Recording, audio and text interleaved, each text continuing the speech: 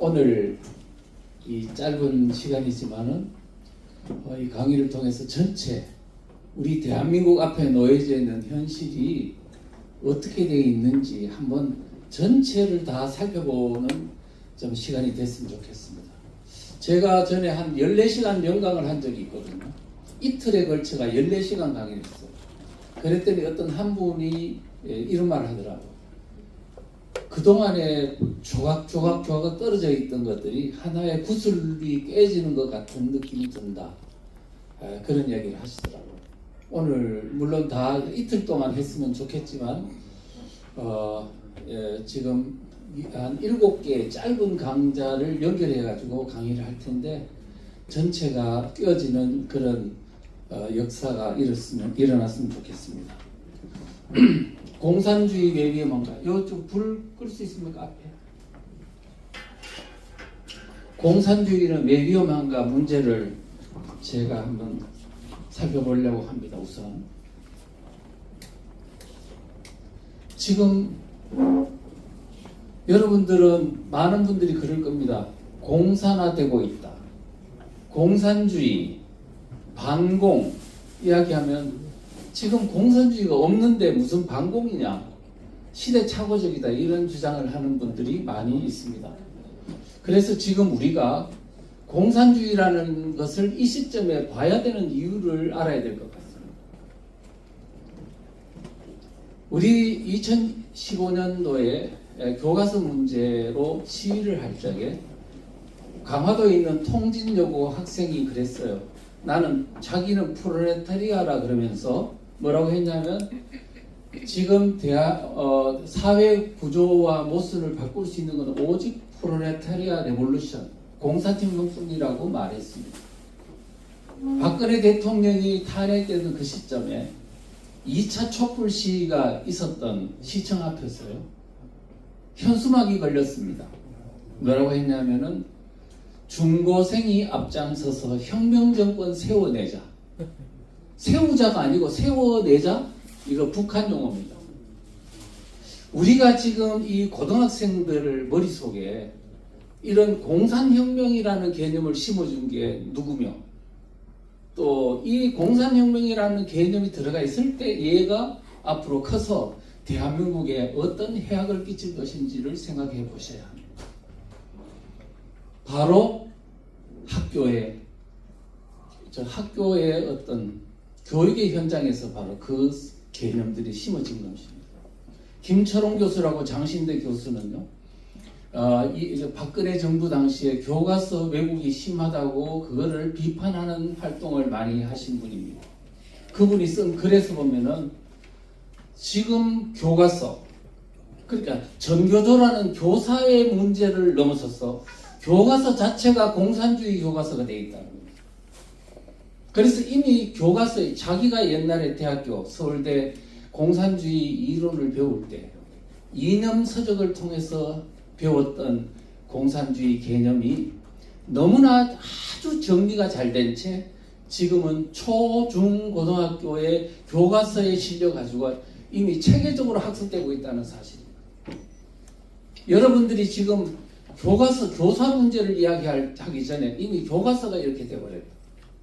체계적으로 공산혁명가들이 지금은 제도권 교육 현장에서 키워주고 있다는 사실을 생각해보면 공산주의, 반공이라는 이야기가 시대착오적이라는 말이 어떻게 나올 수가 있습니까?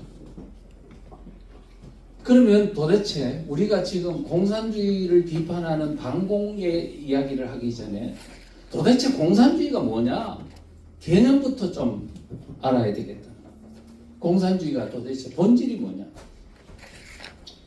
저는 생각합니다. 공산주의는요, 맹독성입니다. 공산주의라는 사상은 정말로 독성이 강합니다. 그냥 잠시 들어왔다가 또 휙 나가는 게 아니고 한 번 들어오면 중금속처럼 빠져나가질 않습니다. 쉽게 해소되지 않는 그런 맹독성이 있다. 그런데 그 맹독성의 이야기는 뒤에 하기로 하고, 그 다음에 두 번째는 뭐냐면은 그 공산주의라는 이 사상이 아주 포장을 잘해요. 포장을 잘하기 때문에 일반인들은 쉽게 이 맹독성에 있는 사상이라는 것을 알지 못한 채 받아들이게 됩니다. 그리고 그래서 많은 사람들이 잘 썩는다 하는 것이 사실은 외형적인 특징이다 이렇게 말씀드릴 수가 있고요. 그러면 공산주의라고 딱 말해놓고 좋나 나쁘냐 그러면 우리 인류 의식이 있는 사람이라면 공산주의 다 싫어합니다. 옛날에 2차 세계대전 직후에 동구가 공산화될 때, 뭐 체코니, 헝가리, 루마니아, 불가리아 공산화될 때 다 공산주의라는 걸 싫어하는 걸 싫어했기 때문에 공산주의는 소수였어요. 그러나 다 공산화됐어요.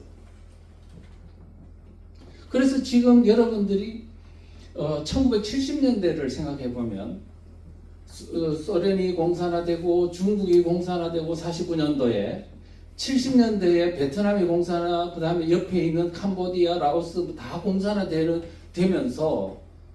어떻게 보면은 아시아, 유럽 대륙 전체가 붉은 공산주의 세상이 됐던 거죠. 근데 문제는 공산주의 싫다면서요, 다른 사람들 다. 근데 어떻게 저렇게 공산화가 되느냐고요. 도대체 이유가 뭐지? 뭐 때문에 싫다는 공산주의가 저렇게 세계를 지배하게 되고 공산국가가 양산됐는지 그 원인을 우리가 생각을 해봐야 된다는 거예요. 본질적으로. 원인이 뭐냐? 인간이 갖는 본성 때문입니다. 인간은 기본적으로요 질투심이 강하고 공짜를 좋아하고 남 탓을 좋아하는 그 본성이 결국은 싫다는 공산주의에 먹혀 들어가는 이유입니다. 거꾸로 이야기하면 공산주의는 인간의 그러한 취약적인 본성을 잘 활용해서 결국은 사기를 치는 겁니다. 사기를 치고 정권을 잡고 체제를 바꾸는. 그래서 그 속은 사람들은 그 공산 정권 혁명 세력들한테 결국은 사기를 당해서 종로로서로 귀결됩니다. 그렇게 됩니다. 근데 뭘로 속이냐 했더니 주는 겁니다. 자, 어떻게 주냐? 러시아 같은 경우에서는 그렇습니다. 농민에게는 토지를 주고 노동자에게는 빵을 주고 군인들에게는 평화를 주겠다.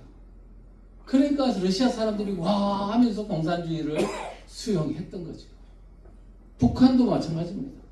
북한이 원래 동아시아에서 가장 기독교의 붐을 일으켰던 그런 어떻게 보면 동아시아의 선교의 센터, 제2의 동방의 예루살렘이라 하던 곳이었는데 공산화됐잖아요.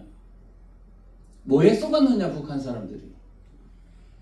김일성이가 기독교 어떤 그 집안이기 때문에 거기에 속은 탓도 있지만 기본적으로는 땅을 공짜로 주겠다는 말에 다 속아버렸어요. 처음에 공산당을 지지했던 당원 숫자가 2,700명에 불과했는데 46년도 2월 달에 북조선 임시인민위원회가 만들어지고 25일 만에 토지개혁을 하면서 그 토지 공짜로 준다는 그 말에 속았어요. 그래서 공산당원이 얼마로 늘어났냐? 27만 명으로 늘어났어요. 그러니까 사람들이 공짜로 준다는 말이 얼마나 잘 수 없는지. 지금도 우리 대한민국도 썩는데 그때 당시에 그 가난했던 시절에 땅 공짜로 준다는 말에 안 속을 사람이 어디 있겠나. 그렇게 해서 그렇게 썩었습니다. 그러면 뭘 준다뿐만 아니고 포장을 잘합니다. 진보 세력이다, 민주 세력이다, 그 다음에 뭐 또 프롤레타리아 뭐 평등하게 나눠준다, 노동자가 주인이 된 세상을 만들어주겠다. 온갖 미사욕으로 그들은 그야말로 우리 대중들을 좋아하는 것들을 다 나눠주는 거 포장을 싹 하니까 사실 거기서 다 쏘아가지고 그렇게 이제 쏘아가는 겁니다. 그래서 우리나라에 보면 이런 말이 있죠. 공산주의는 이론은 좋으나 현실이 나쁘다 말을 합니다. 현실이 나쁜 거는 6.25 전쟁 때 많은 사람들을 학살을 하니까 현실이 나쁜 건 알겠어. 그런데 이론이 좋다는 겁니다. 그리고 왜 공산주의 이론이 좋으냐 그랬더니 평등하게 해주고 뭐 나눠주고 그다음에 주인이 되는 세상을 해준다 그러니까 이론이 좋은 거 아니냐 그러는 거거든요. 근데 그게 이론이 좋은 거 아니고 이론이 나쁜 거지요. 이론 자체는 그냥 본질은 사기꾼인데 겉으로 국민들을 속이기 위해서 포장한 것을 이론이 좋다 할 수 있습니까? 기본적으로 우리 국민들이 속는 이유는 이론이 좋다라는 그 관념 자체를 깨부셔야 되는 거예요. 이론이 나쁜 거기 때문에 사기를 치는 거거든요. 그래서 우리는 근본 그런 개념들을 다 속으면 안 된다는 말입니다. 이론 자체가 대중을 속이기 위한 선동 이론으로 되어 있기 때문에 그렇다. 그런 측면에서 우리 대중들에게 공산주의는 무엇이냐라고 물은다면 그림 하나로 설명하면 양의 탈을 쓴 늑대다. 그러니까 본질이 양의 탈이 본질입니까? 늑대가 본질입니까? 늑대라는 본질을 알아야 된다는 거예요. 우리가 공산주의를 그렇게 자꾸 뭐냐면 양의 탈을 가지고 공산주의라고 하면 안 되고 양의 탈 뒤에 감추어진 늑대를 공산주의 본질이라고 말을 해야 되는데 우리 대한민국의 거의 대부분의 사람들이 거기에 속해 있어요. 양의 탈이 본질이라는 거예요. 아니고 늑대가 본질이에요. 이것을 아셔야 됩니다. 그러면 우리가 공산주의라는 것은 기본적으로 뭐냐 하면 어떤 생각을 갖고 있냐면 체제를 바꿔야 된다는 목적을 가지고 공산주의라 체제를 바꿔야 되는데 그 바꾸기 위해서는 우선은 정권을 장악해야 된다.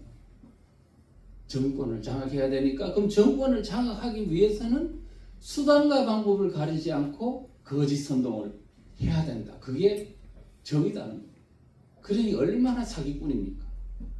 그래서 레닌도 그랬어요.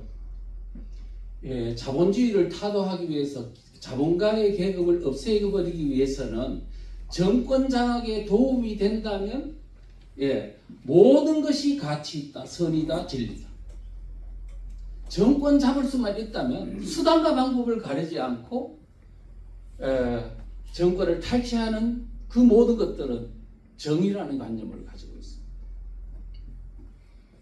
그래서 우리는 공산주의라는 사람들이 왜 지금 부정선거라든가 이런 온갖 수단과 방법을 가지 않고 정권을 장악하려고 하느냐 하면은 바로 그들이 갖는 기본적으로 수단과 방법을 가리지 말고 정권 장악을 해야 된다는 바로 그런 혁명의 목적을 달성하기 위해서입니다. 그래서 우리는 이런 것들을 공산주의 본질이라는 걸 알고 있어야 된다는 말씀을 드리겠습니다. 그래서 레닌은 공산주의자는 법률 위반이나 거짓말, 속임수, 사실 은폐 따위를 예사로 해치우지 않으면 안 된다. 그러면서 어떤 행위라도 예컨대 살인이나 양친에 대한 밀고라도 공산주의 목적에 도움이 된다면 정당화된다라고 공산주의 교리는 말하고 있습니다. 그러니 얼마나 나쁜 것입니까? 그래서 기본적으로요, 만약에 자기의 부친이나 모친을 밀고를 해서 죽이는 것은 사실은 인간의 양심과 도덕에서는 찔려가 안 되잖아요. 그렇지만 공산주의자는 그것도 해야 된다는 거야. 공산주의 혁명을 위해서라면. 그러면 양심의 가책을 느끼면 어떻게 돼요?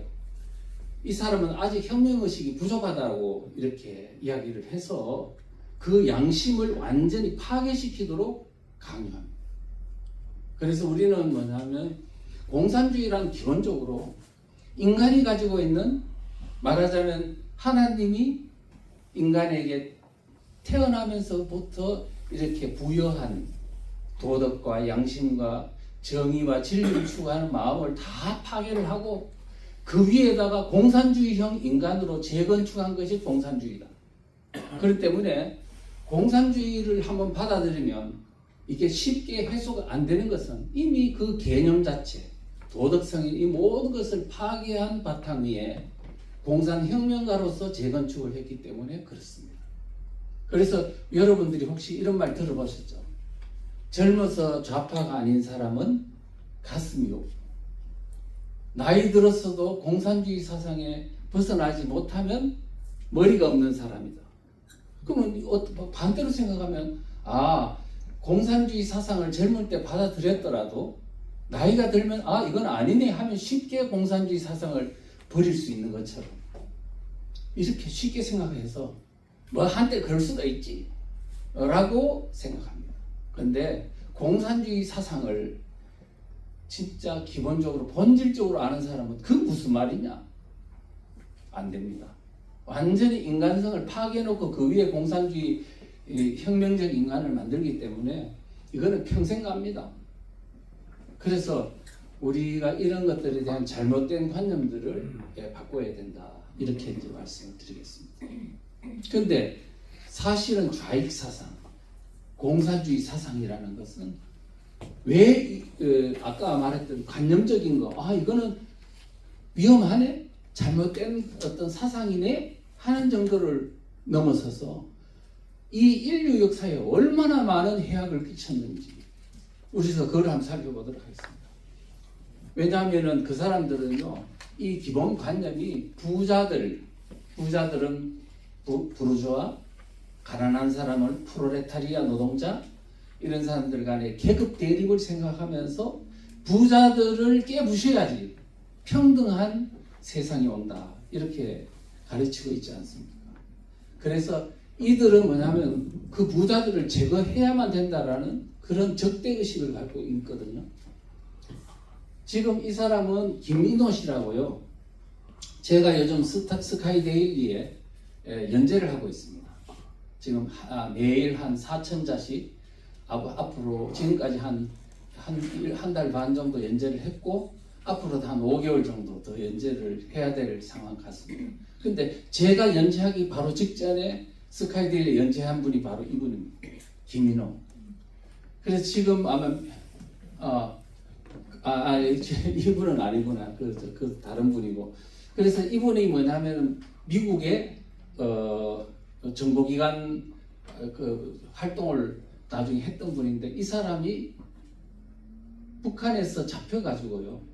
북한에 있었던 평양 사람이었는데 잡혀가지고 이제 함흥 교도소에 갇혀 있다가 미군이 올라오면서 이제 탈출에 성공을 해서 그 당시에 이제 미군들이 워낙 많은 이제 북한 주민들이 동굴 속에 갇혀가지고 많이 학살을 당했기 때문에 그 사람들을 시체를 발굴해가지고 꺼내가지고 씻고 신원을 확인하고 하는 시체 발굴 단원을 했던 사람입니다. 그리고 나중에 이제 그게 끝난 후에 미군 첩보 부대 요원이 돼가지고 정말로 많은 역할을 했던 분인데, 그분이 그러는 거예요. 그때 그 함흥 지역에는 동굴이 많았는데 시체들이 너무 많이 있었어요. 그래가지고 북한이 이제 미군이 올라오니까 이제 북으로 후퇴를 하면서 그 마을에 있는 반동분자들을 다 죽여 없애야 된다라는 지시를 내려가지고, 그래서 황해도뿐만 아니고 뭐 함경도 그다음 평안도 모든 지역의 마을마다 반동분자를 처형하라고 지령을 내렸습니다. 그래가지고 다 이제 총살시키기도 하고 뭐 죽창으로 찔러 죽이기도 하고 다 했는데, 여기서 함흥에서는 동굴이 많아가지고 동굴 안에다가 사람들을 넣어놓고 바로 수리탄 까고 그 다음에 동굴 입구에는 다이너마이트를 터뜨려가지고 동굴 입구를 봉쇄해가지고 질식사시켜 죽였습니다. 많은 동굴에서는 6,000명, 4,000명, 8,000명, 몇백 명씩 수많은 시신들이 있었어요. 그래서 그 사람들을 다 꺼내가지고 이렇게 시체를 누워놓고 이제 신원을 확인하고 했습니다. 그때 이분이 그러는 거예요. 너무나 많은 시신들이 있어가지고 도대체 이게 생신가 꿈인가 생신가 해가지고 자기 볼을 꼬집어 봤대요. 꼬집어 보는데 생신 거예요. 그러면서 하는 독백이 있어요. 이 사람의 수기에 나옵니다. 왜 공산당 빨갱이들은 이런 끔찍한 학살을 한 것일까? 무슨 이유로 천인공을 잔인한 짓들을 한 것인가? 이게 전쟁 탓이란 말인가? 아니다. 전쟁 탓만은 아니다. 그럼 무슨 탓입니까? 공산주의라는 사상 탓입니다. 우리가 그걸 알아야 돼요. 그래서 우리 이 사람은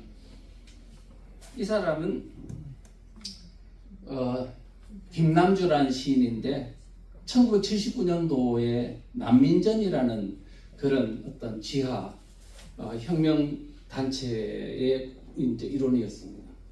그 사람이 79년도에 잡혀가지고 한 12년 정도 교도소에 갇혀 있다가 풀려났다가 나중에 암으로 죽었습니다.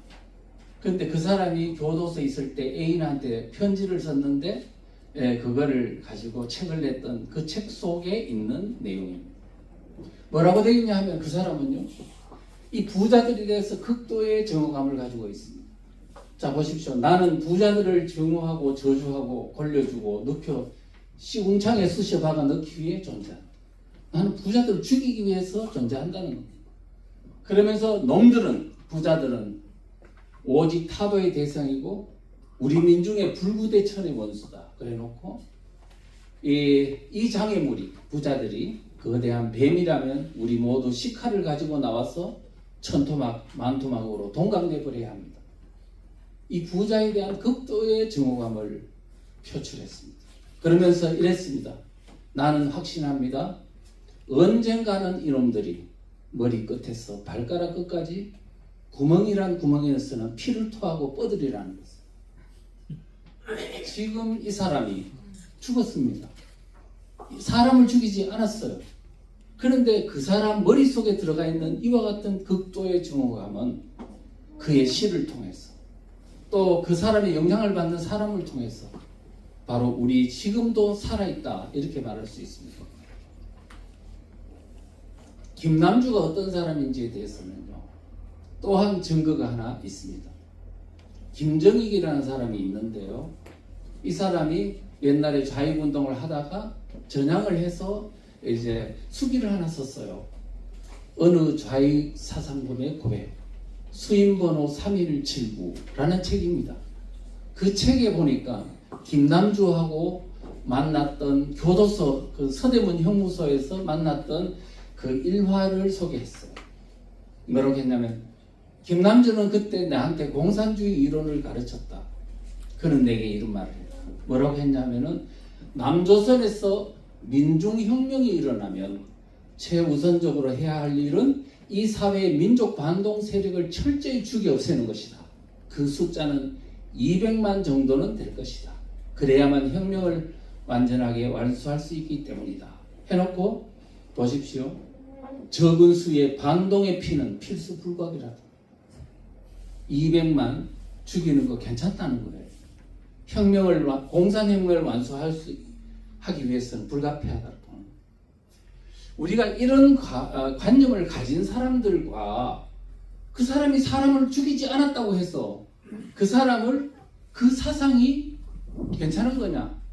바로 이러한 관념은 또 누군가에게 전파되고 또 학생에게 전파되고 그가 또 어른이 되고 또 그 어떤 상황이 부닥치면 국가의 통제력이 상실되거나 이완됐을 때 어떤 형태로 변할지 모릅니다. 6.25 전쟁 때 그랬습니다. 마을에 내려와서 북한군이 점령했을 때 그 전까지만 해도 그냥 자연스럽게 형님 아우 뭐 친구 뭐 했던 그런 사람이 갑자기 북한군이 오자마자 돌변해가지고요.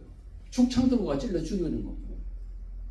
그래서 우리는 지금 이와 같은 사상이 아직 행동화가 안 됐다고 해서 위험하지 않은 게 아니고 이 사상이 어느 순간인가 국가의 통제력이 약화될 때 어떤 모습으로 변할지는 알 수 없다는 거예요. 그래서 사상의 위험성을 이야기하는 겁니다. 아시다시피 여러분은 캄보디아, 우리 권영애 부장님도 아까 캄보디아 말씀하셨지만은 캄보디아가 그렇잖아요. 베트남 공산화가 될 때 그 이웃에 있는 캄보디아가 공산화가 되면서 800만 명의 국민 중에 200만 이상이 학살당했다고 하잖아요. 선을 만져보고 굳은 살이 없으니까 부르주아네 하고 죽이고, 피아노가 있다고 이것도 부르주아다 죽이고, 해외여행을 갔다 왔다 죽이고, 유학을 갔다 오면 또 죽이고, 그런 어떤 악행들을 저지르는데 그 어떤 그 광란의 어떤 시기는 그 전까지만 해도 질서가 잡혀 있을 때는 문제가 없었을 거라고요. 어떤 독특한 지도자가 그 나라를 그런 이상사회를 만들겠다고 하면서 선동하면 그때 갑자기 이성을 상실하면서 저런 행동이 나오는 겁니다.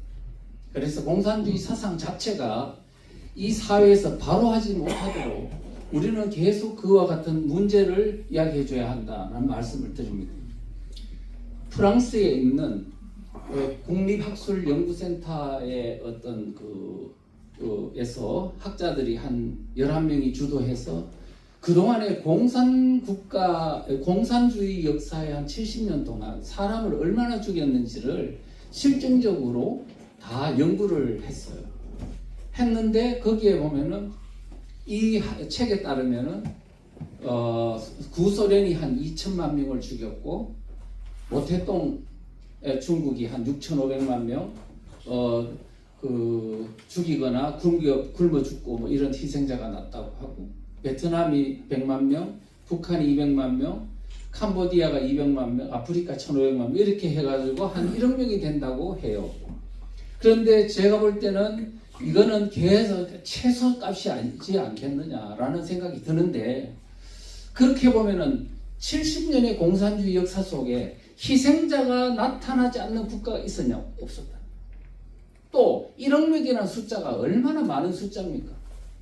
그런데 문제는 그 1억 명이라는 숫자보다 더 중요한 문제가 있어요.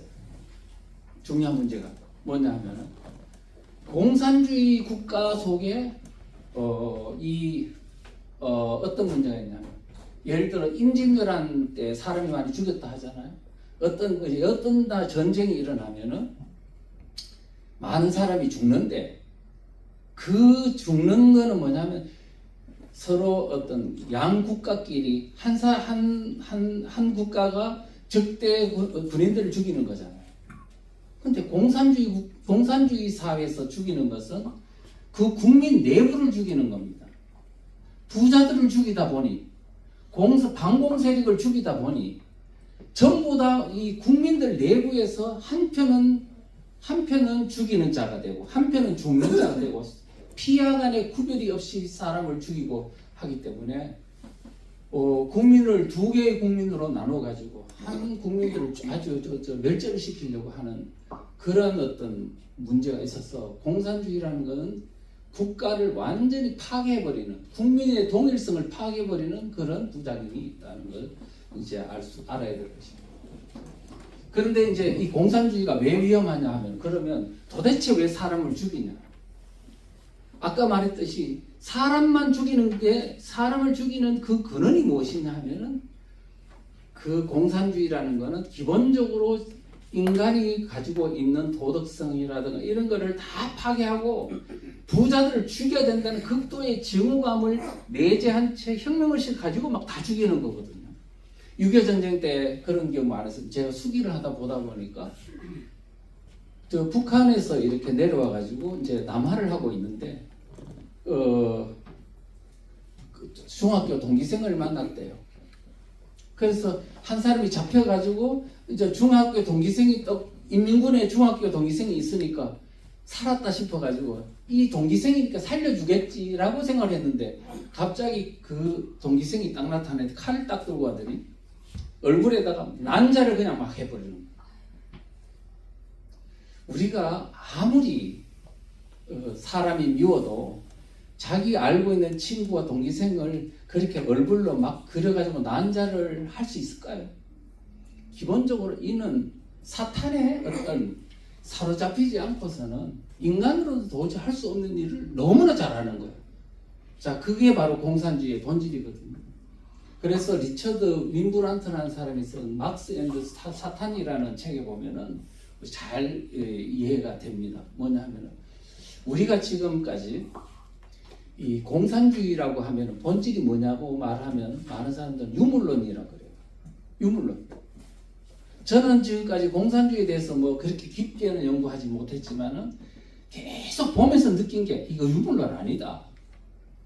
유물론은 마르크스가 자본주의를 파괴하고 공산주의로 가기 위해서 자본주의 사회가 멸망할 수밖에 없다는 이론적 결론을 도출하기 위해서 만든 어떤 경제적인 어떤 바탕 이론이 유물론일 뿐이지 관념일 뿐이지 유물론 아니다라고 저는 이미 진작부터 결론 내렸습니다. 이 사악함은 유물론하고 관계없다고 나는 봅니다. 그래서 결국은 유물론이 아니고 결론은 사탄주의라고 나는 그런 중입니다. 그런 측면에서 보면은 마르크스가 사실은 고등학교 때까지만 해도 신앙생활을 그런대로는 괜찮게 하는 정상적인 사람이었는데 이 대학교 가서 이념서클에 들어갔어. 말하면 좌경 극단적인 어떤 세력들의 모임, 뭐 해결 철학 동무회, 그 다음에 또 시를 잘 쓰니까 또 시인 동무회에 가서 이 극단적인 좌익 세력들하고 이제 마주치면서 사람이 헷가닥 가버리는. 그때 그 사람이 쓴 글에 보면은 신은 모든 것을 낚아채 갔다. 신의 세상은 기억도 없이 다 사라졌다. 나에게 남은 것은 복수뿐이다. 그 다음에 또 마르크스의 시 중에 보면은 내가 미치고 지옥의 침울함이 솟아올라 내리를 채우는구나. 그러니까 완전히 미쳐버리고 있는 겁니다. 그 다음에 사실은 그 마르크스의 가장 평생 동지가 뭐냐면 엥겔스인데, 엥겔스도 마르크스를 그렇게 표현했어요. 사악한 자, 눈에 띄는 괴물이다. 그는 뒤꿈치로 뛰어올라 분노에 가득 차게 표한다. 연설할 때 그랬던 거예요. 막 그냥 개거품 물고 이야기하는 거 있죠. 그래서 마치 마귀 만마리가 그의 머리채를 휘잡고 있는 듯하다. 이렇게 한 걸 보면 필시 그 사람의 머릿속에 도대체 무엇이 사로잡혔을까? 그게 사탄이다. 이렇게 이제 그 책은 이제 보는 거죠. 공산당 선언도 보면은 이게 무슨 이론이 아니고요. 완전히 선도 문구입니다. 그래서 마지막에 보면은 공산주의 혁명 앞에 전율하게 하라. 프롤레타리아 이런 것은 쇠살수 뿐이고 얻는 것은 세계다. 전 세계 노동자여 단결하라.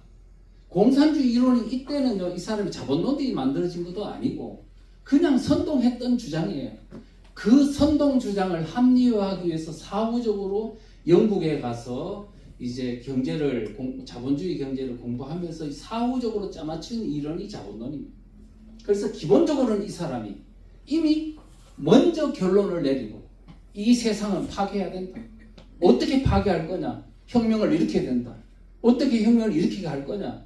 자본주의는 필연적으로 이런 문제가 있다는 것을 노동자들한테 막 선동을 해가지고 분노를 일으키게 한 후 혁명의식을 고취하기 위해서 공산주의 이론을 만들지 않았나 하는 게 제 생각입니다. 그 다음에 레닌도 마찬가지입니다. 원래 이 사람들이 다 기독교 집안에서 나와가지고 이런 공산주의에 다 물든 사람입니다. 마르크스도 집안이 랍비 집안에 있었고, 그 다음에 레닌도 그렇고 스탈린도 그랬고, 다 보면 그 예수를 믿다가 이게 완전히 타락한 사람들이다. 그래서 이 사람도 보면 십자가의 목걸이를 뜯어가 짓밟고 침을 뱉었다는 기록도 있고 교수형을 당하고 싶다는 말도 할 정도였습니다. 스탈린도 그렇습니다. 주변에 있는 아내나 또 자식들이나 한결같이 하는 말이 스탈린은 인간이 아닌 것 같다. 악마의 줄로 연결되어 있는 것 같다. 이렇게 할 정도로 공산주의자들은 기본적으로는요, 정상적인 인간이 아니고 사탄에 사로잡힌 사람들이기 때문에 바로 그와 같은 사람을 죽이고 선동하고 죽이는 걸 정당화하고 하는 그런 정신세계를 갖고 있는 것이다. 이렇게 생각할 수 있습니다. 자, 그러면 이 좌익사상이 얼마나 부작용이 심한지, 잠시 공산주의 사상, 좌익사상에 물들었다가 또 그냥 조금 생각을 바꾸면 정상적인 사람으로 돌아올 수 있는지 저는 안 된다고. 저는 좌익사상에 물든 사람들 이 대화를 많이 나눠보고 또 그런 이야기 들어봤는데 쉽게 그게 해소 안 됩니다. 자, 그러면 왜 그러냐? 베즈메노프라는 사람이 있어요. 소련에서 KGB, 소련의 이제 공작기관인 정보기관이 KGB인데 그 KGB가 하는 주된 임무는 대서방, 미국과 같은 유럽 사회 자유민주주의를 파괴하고 공산주의 사상을 거기에 이제 서방에 전파하는 심리적 공략을 가장 많이 했다고 합니다. 근데 거기에 주로 역할을 했던 사람이 1970년대쯤 이 서방 캐나다로 망명을 했어요. 그래서 숨어 있다가 1980몇 년도가 돼가지고 이제 언론에 노출해서 내가 옛날에 러시아 소련에 있는 KGB에 있을 때 이런 어떤 공산주의 확산 공작을 했다라고 증언을 했습니다. 근데 이 사람이 했던 공작 내용이 뭐냐 하니까 이런 얘기를 해요. 미국 사회에 주로 포커스는 어디에 나오냐? 학생들. 학생들한테 공산주의 사상을 전파하는 운동을 했는데 그 세뇌 공작 기간은 한 15년 정도로 잡았다. 15년 정도를 세뇌 공작하면은 그때는 완결이 되는데 다시는 옛날 상태로 돌아가지 못한다. 그래요. 그래서 뭐 세뇌 공작을 했는데 주로 어떤 공작을 했냐고 물으니까 딱 이렇게 이야기해요. 첫째는 인간이 가지고 있는 기본적인 양심이니 도덕이니 이거를 파괴시킨다는 거예요. 그렇게 하고 두 번째는 뭐냐면 인간이 가지고 있는 기본적인 이성이라는 게 있잖아요. 판단할 수 있는 이성적인 어떤 사고 체계를 파괴해버리는 거예요. 이거를 파괴하고 나면은 사람들은 이게 옳은 건지 저게 옳은 건지 이 판단을 못하게 만들어 버린다. 이 공작이 끝나고 나면은 아무리 진실된 정보를 보여줘도 안 믿는다는 거야. 안 믿는 게 아니고 못 믿는데요. 공산주의가 나쁘다고 이야기를 해도 안 믿는데 절대로 안 믿고 그러면 어떻게 소련에 만약에 정치범 수용소 앞에 데려다 줘도 안 믿는다. 그럼 언제 되냐 하니까 자기가 당해봐야 된다. 우리가 여러분들이 우리가 저 종북 세력 활동을 하는 사람들 보고 아니 도대체 이 좋은 나라에서 왜 저런 생각을 갖느냐고 그러잖아요. 그거는 여러분들이 세뇌 공작에 대한 기본 개념이 없기 때문에 그런 말을 하는 겁니다. 이미 세뇌가 돼버리면 모든 세계관이 인간관, 물질관, 경제관, 종교관, 모든 사회관, 역사관이 다 그런 식으로 싹 세팅을 해버리기 때문에 뭐 단어 하나 바꾼다고 지식 하나 바꾼다고 되는 문제가 아닙니다. 그래서 이제 그거는 다시 되돌릴 수 없다. 예, 그런 말씀을 드립니다. 그래서 어떤 일이 벌어지냐? 바로 이와 같은 일이 벌어집니다. 제가 그 문재인 정권 당시에 어떤 언론 기사에 대한 댓글이 있어가지고 제가 이거를 했는데 이런 댓글입니다. 문통이 누구예요? 문통이 설령 우리 부친을 칼로 찔렀다 하더라도 나는 그분에 대한 지지를 철회하지 않겠다. 그것은 비난받아 마땅한 패륜이지만 부모 잃은 슬픔보다 더한 슬픔 속에 살고 싶지 않기 때문이다. 부모를 죽여도 그 문통에 대한 충성을 버릴 수 없다는 겁니다.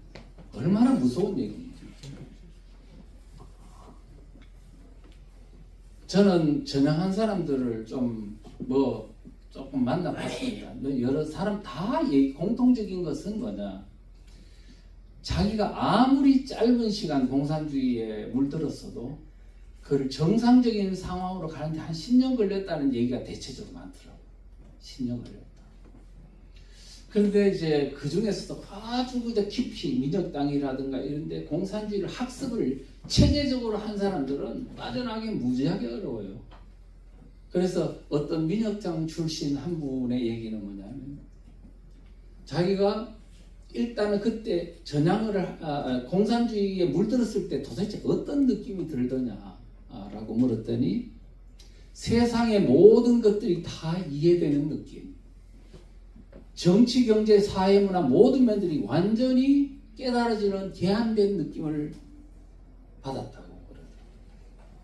그러니까 그때 그 황홀감, 그 완전 깨달음의 득도의 세계, 이거는 그 기쁨이랄까 그런 건 이루 말할 수가 없는 것 같아요. 어떤 한 교수는 그래요.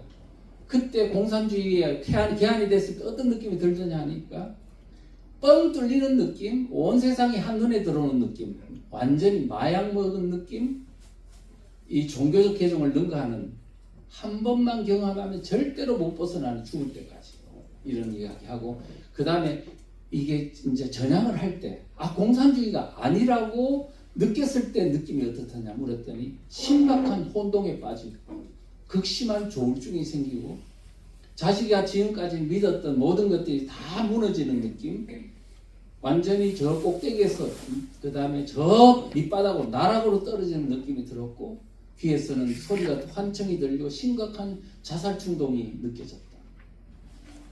그런 얘기를 합니다. 실제 저는 이렇게 있다 보니까 의외로 공산주의 사상에 깊이 물들었던 사람들이 이미 머릿속에 공산주의 사상의 개념과 지금 현재 자유민주주의 개념이 막 혼재가 돼가지고요. 상당히 뭐냐면은 공황장애라든가 이런 것들을 많이 겪는 실제 그런 정신분열적인 어떤 현상들이 있는 것들을 많이 느낍니다. 제가 전에 한 사람도 이렇게 대화를 하면서 이야기해 줬는데 웃음이 싹 사라졌어요. 그래가지고 뭐 때문에 그런가 대화를 계속 하다 보니까 한 시간 이상 대화를 하다 보니까 그 사람이 스스로가 뭔가 찝히는 게 있는 모양이더라고요. 그때부터 웃음을 찾더라고요. 한 달 뒤에 만났더니 그 웃음을 유지하고 있더라고요. 우리가 이런 걸 보면 좌익 사상에 한번 물들었다가 빠져나오면은 쉽게 빠져나오는 게 아니고 너무너무 많은 인간 정신세계를 황폐하고 파괴하는 부작용이 있다는 것을 우리는 아셔야 된다는 말씀을 드리겠습니다.